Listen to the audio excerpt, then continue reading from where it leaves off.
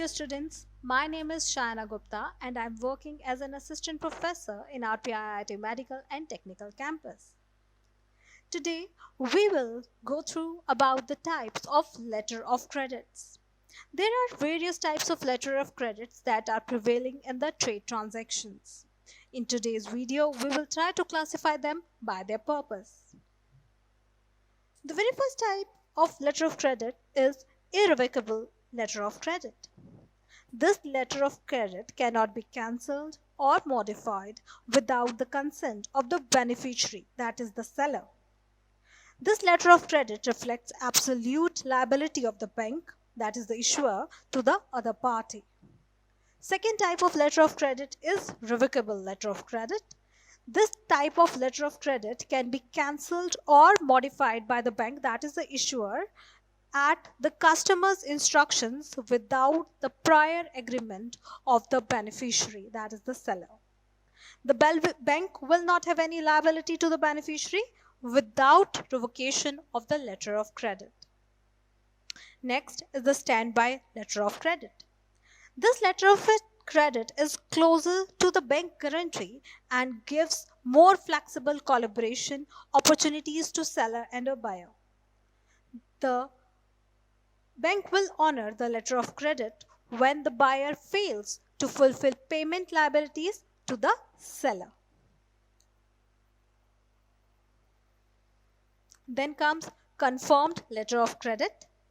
In addition to the bank guarantee of the letter of credit issuer, this letter of credit type is confirmed by the seller's bank or any other bank, irrespective to the payment by the bank issuing the letter of credit.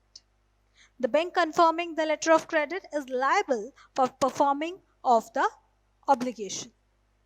Then is unconfirmed letter of credit. Only the bank issuing the letter of credit will be liable for the payment of this letter of credit. Then comes transferable letter of credit. The transferable letter of credit enables the seller to assign part of the letter of the credit to the other party or the parties. This letter of credit is especially beneficial in those cases when the seller is not a sole manufacturer of the goods and purchases some part of the other parties, as it eliminates the necessity of opening several letter of credits for other parties. Then comes back-to-back letter of credit. This letter of credit type considers issuing the second letter of credit on the basis of the first letter of credit.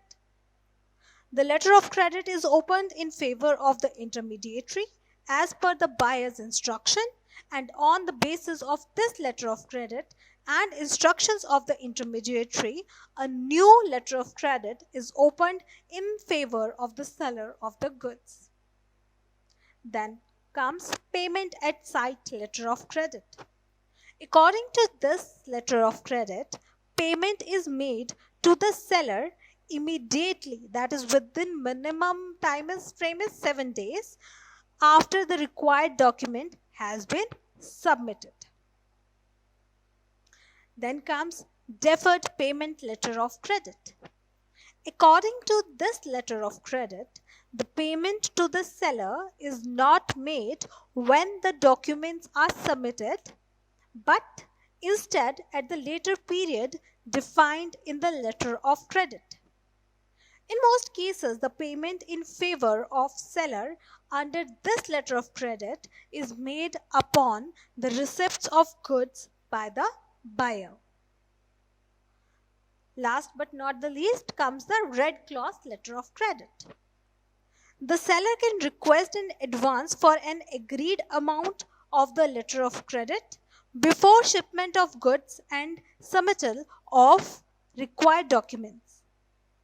This red clause is so termed because it is usually printed in red on the document to draw attention to the advance payment term of. That's all for today. Thank you. If you like our video, please like and subscribe the RPIIT Academics channel.